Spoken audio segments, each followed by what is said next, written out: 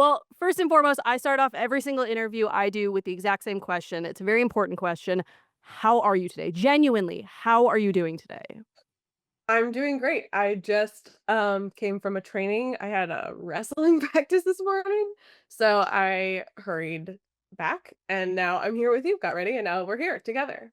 We're doing You so look so much better after wrestling training than I think I ever could. What are you What are you training for right now? What are you wrestling for? I'm training for a movie that I signed on to called Painter. And it's an action movie. It's written by Derek Kolstad, who wrote John Wick, and Garrett Warren is our director, who's an amazing, like a legendary second unit director. And he's directing this as his feature. And so it's like a lot of action. It's very cool. And so I'm doing a lot of like training for it. Good. You belong in action movies. If Novocaine proved anything to me, actually, that's a lie because we're going to get into this because I also really would like you to lead a rom com very, very soon, please, because the chemistry with Jack Quaid was absolutely insane. You guys were so cute together. I can't stand it. Aw.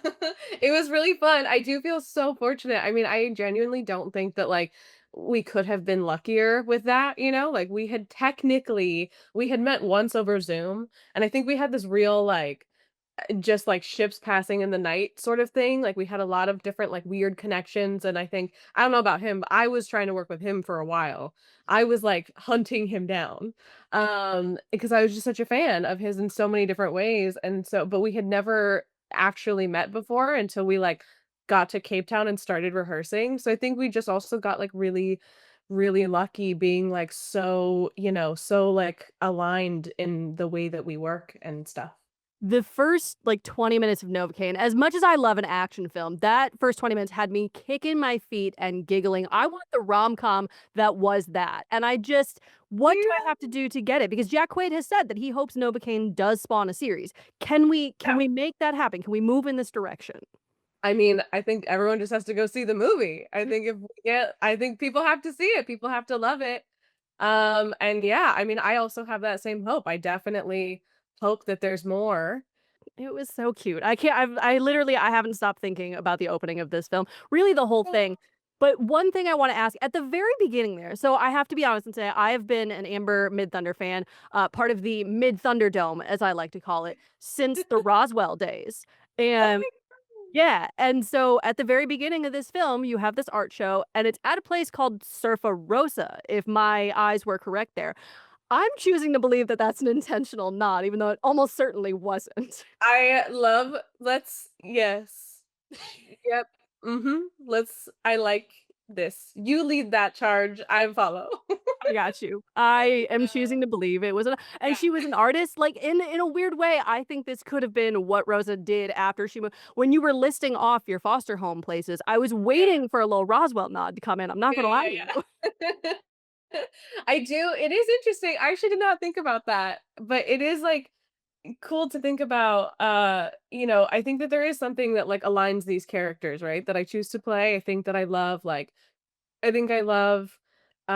these like characters that have this kind of I think like edgy, sort of quirky and kind of this like strength but also something that they're like fighting against. I think that that's where characters like any of them really, but where like Rosa and Sherry align or Sherry is just Rosa in an alternate universe. Or Sherry is just Rosa and she changed her name because she came back from the dead and had to hide her identity. Duh. See, now we're cooking with gas, Amber, this Yeah. is where we start these You know quick what this is? You know what this is? This is Novocaine 2 to 5. This is we're getting ahead of ourselves. We have to this is the future of Novocaine. You figured it out too early. what can I say? I'm really good at my job, I can sniff out the stories. Well, as you talk about how you pick these characters that you're attracted to, you said something once that I really kind of latched onto, which was you said, I'm going wherever I feel like there's a challenge or wherever I feel like there are people to work with who I admire. Obviously, we know Jack Quaid was the one you wanted to work with on this one. Yeah. What was the challenge for you in this one? I think well, I have to say also, I mean, it was also Dan and Bobby. The directors of this movie are so like I love that I love their films that they did before and also it's like just as people and as collaborators, they're so wonderful. Like they're so kind, they're so calm. It feels so easy to I think like trust in them and so that like it was just a big it, like this was just a collision of like amazing people to be, to be working with. I think the challenge in this was to play a girl who's, in a lot of ways just a girl. And like I've never gotten to, it's always like I'm the alien sister who came back from the dead, or or it's within the Predator universe, and it's a period piece, and there's all of this. It's like I'm so fortunate to have these characters that I played who live inside of these incredible worlds, who have these like big circumstances, and they're very genre, and they're very, they're very unusual, and there's all of this to kind of play with. And this obviously has so like this movie and the world of this has all of that, but Sherry in particular, I think she lives in a more, kind of like stripped down place.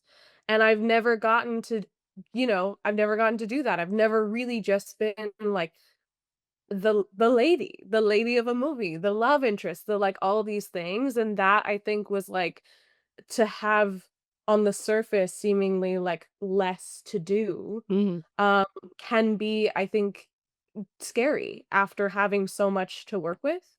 So that I think was very it was exciting and also kind of at times a little scary because you're like, I don't have as much to rest on. I don't have as much to kind of hide behind. It's really just you and your character. Speaking of hiding behind, I do have to ask, have you been able to watch this movie? And I do literally mean, have you been able to watch it? Because I did a lot of this. I'm not good with the violence, with the blood, and I knew that was the whole premise going in, but oh my Yeah. lord. So have you been able to sit through this? Kudos to you for making it through. Um, I've seen it one time. I am gonna say it again, but I watched it once in like a screening room theater by myself. And it was a lot of like I was genuinely curled up in my chair sideways watching through like the netting of my fingers and like squealing in a room alone. Like I was fully by myself acting as though I had all of my friends with me. Just because that's what you can't not and I knew it was coming, it's not like I didn't know. It's not like I haven't seen I think every single one of the I think everything in the movie, all the gory moments, I, like, knew they were coming, I knew what they were, I had, to some degree, already seen them, and they still caught me just like I had no idea what this movie was in the first place. It was rough, and I am excited for you to see it with a crowd because I will say I saw it in a full theater. There was a grown man next to me who did a proper, like, "He" giggle at one point. Like, it was so but the amount of times that Which part? I don't even remember, honestly, but there was something I think it might have been one of the I honestly, I don't remember, but he was having the time of his life, and I was thriving more because of it. The amount of times I uttered the words, "Jesus Christ," after one of the violent moments, it was just Yeah. it was a lot. It was a fun time, but it was a Yeah, lot. I do think this will be a fun, like, group movie, like, that's I'm so excited to see it with more people, and I think it's, like, so fun for people to be able I have, like, so many friends being like, "Oh my god, we bought tickets and, I'm gonna bring your whole families," and stuff like that, and I'm so excited to, like, hear anybody that I know who's, like, gone to an early screening. I think, like, the audience participation is so much of the fun of this movie, of being able to, like, share in the action or the gore or whatever it is, so I'm very excited to see it with more people. Well, and that's one of the things that I'm really glad this movie got a theatrical release because that's not always a given at this point, and this one gets a theatrical release. I know with you for Prey, a lot of people wanted that to be a theatrical release, and it wasn't. I'm curious where you stand on this. Are you a every movie to theaters kind of situation? What is the theatrical experience for you? Like, what does that mean to you? I love seeing movies in the theater. I love going to the theater. I will see, I mean, anything pretty much. Like, I'm somebody who loves the movie going experience. And I wholeheartedly believe that I mean, I also love to be like at home. I love to be cozy. I love to like see things that way. But I think there's just something so special about going to a movie, whether it's like something, like big and intense the way that Prey was, or it's something like this where it's like also such big action sequences, but it's so like fun. I think that like there's something so great about it because it's more than just seeing the movie, also. It's like it's an event. You like go with your friends, you go with your family, you like go on a date. It's like a whole thing that you get to, it's like it's something that you get to like savor, and so I'm very much a movies I personally, as a viewer, love to see movies in the theater. We've talked a lot about the gory sequences of the movie. I do wanna ask about one of the cuter ones because I do need to know what it's like just awkwardly fork feeding pie to Jack Quaid. He's the best pie eater I've ever seen.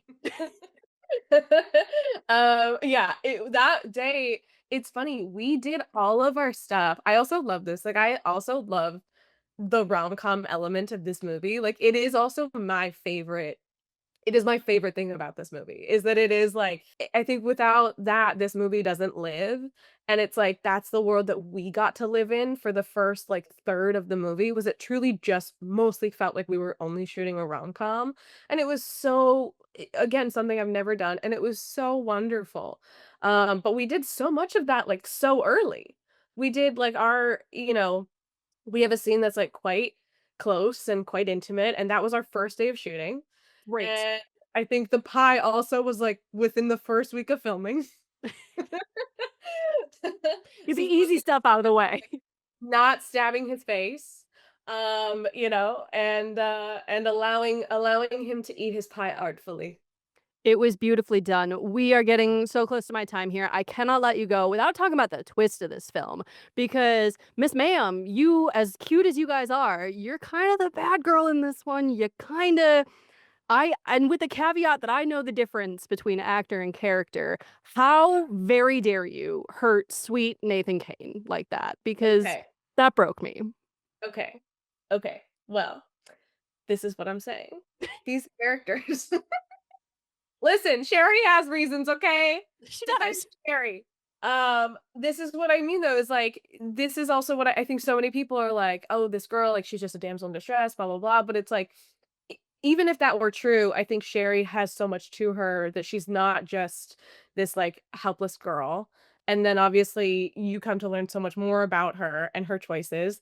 And I think that like Sherry is I think was never in a world where she was expecting to feel this way about someone, and that's also what's so special about her and Nathan Kane is that, like, she's just kind of, I think, doing what she thinks she has to do. Like, she's not really ever known anything else. She is a survivor, she is strong, she is a fighter, and she's, like, in this, essentially abusive relationship with Ray Nicholson's character, and, like, you find her you kinda, like, see her see a whole different world of possibilities for herself through this relationship with this person. And so, like, as much as the movie is about Nathan Kane fighting for love, I think it's also about Sherry figuring out that fighting for love is even an option. And then her fight for that also, Because without Sherry, Nathan wouldn't have made it, okay? And Wouldn't have there's redemption. Where there's pain, there is redemption, and I back Sherry 100%. That's why I'm saying we need more because there is redemption, and I wanna see that post-redemption life, but I was shocked that the twist came so early in the film because usually Mm, it's something you maybe hold to, like, the end of the 2nd act, end of the 3rd. We get to spend this time knowing that Nathan is doing all of these things for a girl that he does not know has just severely betrayed him, and that was such an interesting experience as a viewer. I'm curious when you get the script, when you read it that early, what was your yeah. reaction? That is really actually the thing that drew me in about Sherry, is that, like, it is really cool to be able to play somebody I think that in the beginning just seems like, "Oh, she's the girl and she's, like, whatever, she's the girl that you're in love with at the bank." And then it's like she has so much more going on, and you get to see her, A, live in that world of rom-com, but then you also really get to see her exist in this, like, family drama, question mark? Like, like, action movie family drama that, like, is so also, like, so layered and so complicated, and you really get to, like I think there's so much more to explore with her that would be fun to see in the future. But even within this world, there's so much that I got to, just even to live in that world with her, there's so much to explore and to feel that I think what was so interesting to me was like her journey of like just kind of minding her own business and then going deep into this world and then clawing her way out and like ultimately making, it's like for her it's also like a journey of morality, and so it's like inside of this fun world, she actually has a lot to explore. And that was to me what was so interesting about her and her like fight. and who she is and her grit is that, she's inside of this kind of, like, emotional roller coaster of, like, being pulled between so many things and ultimately makes a choice that, I'm behind. While we're pitching things, I would also take a prequel. I would like to see Sherry's boosting cars days because that was a really fun Thank little you. shoot.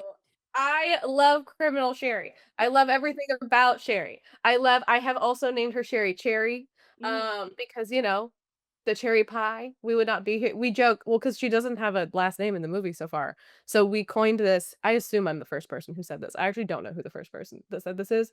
But yeah, throughout the movie we called her Sherry Cherry. So yeah, let's get a Sherry Cherry movie.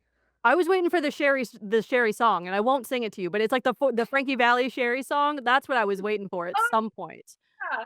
Bobby Olsen sent me that song, so that also was, like I think Jack and I both had, like, full playlists for our characters. We found out very early that we were, like, very similar, and we both had, like, full in a number of ways of, like, how we work, but one of the things is that we both have, like, very curated playlists for our characters, and so that was definitely one that was in mine.